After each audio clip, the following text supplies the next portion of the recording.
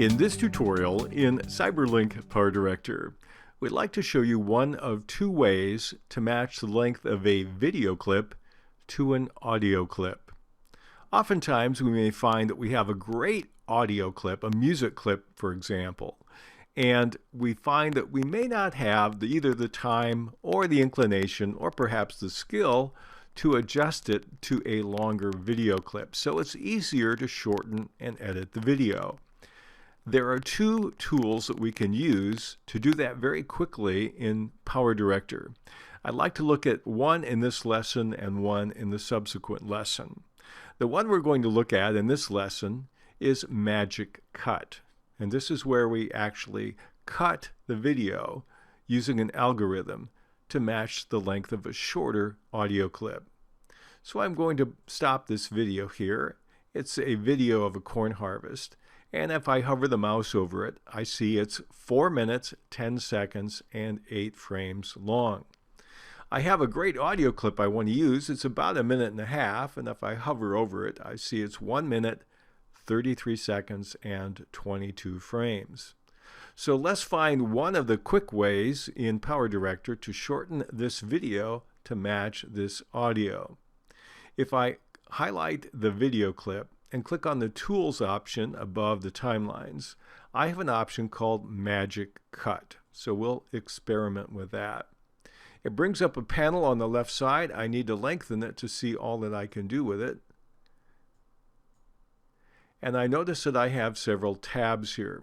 The first one is duration. It will give me the original duration of the video clip and a suggested new duration. I can take this new duration and type in any numbers I want to. For example, if I type 2 and then 0 and then 0, it gives me approximately a 2 minutes. So I've shortened this by 50%. I also have the option of adding transitions where it does the cutting. It will apply them automatically, or I can have just no transition at all.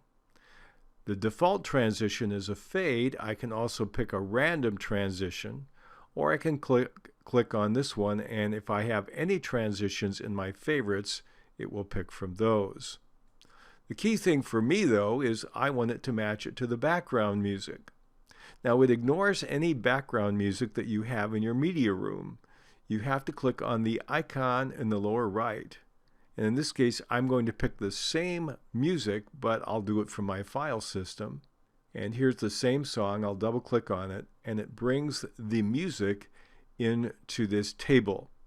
And so I see the music is 1 minute, 33 seconds, and 22 frames, just what I saw in the media room. If I click on Fit Duration to Background Music, now my new duration will automatically match this music. If I want multiple pieces of music, I can click on the music symbol again. We'll click on this one just for fun. And now I have the 2 pieces of music. If I click on the Fit Duration button again, notice it will add the duration of both songs. And now this is the new duration of my clip. If I want to remove one or more, I simply highlight it, click on the garbage can, and it will take it away. I also can adjust which song comes first, second, or third by clicking on the Move Up or Move Down button when I highlight my particular songs. So I'm going to take the second clip and remove it by clicking on the garbage can. So it's very easy to add, move, or delete songs that you want to use when you go ahead and match by using Magic Cut. We have a box here, a button called Criteria, and there's almost no documentation about this. I'm going to try to experiment with some different kind of video at some point in time to see exactly how this works. But in this particular clip, we're not going to adjust any of these settings. We'll leave them at their norm. So I have some transitions. I have the time set. Now my time is wrong. I need to click back here, and now the time matches my song perfectly. I can preview this, and if I preview this, I click on the button, it will do some analysis, and I can have the output.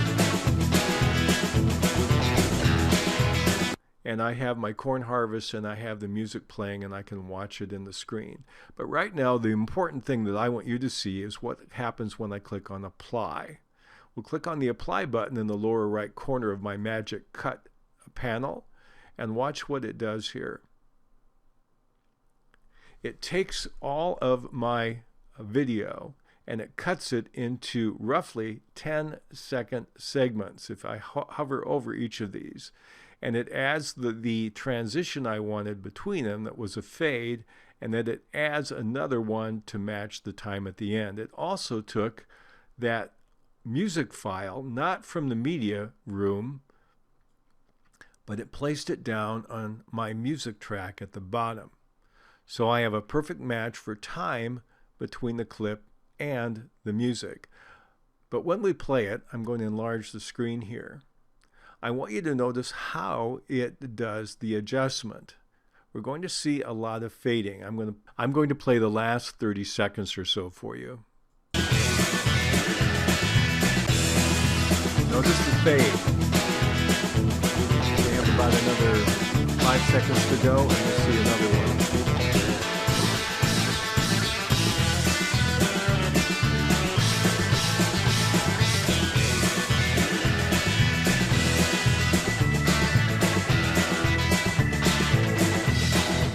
Now, if you're okay with that kind of transition, it gets the timing perfect, but I find it just a little bit awkward to go from fade and fade and fade. And in this particular illustration, we have 9 times when it fades from one scene to another. And I don't find that all that helpful.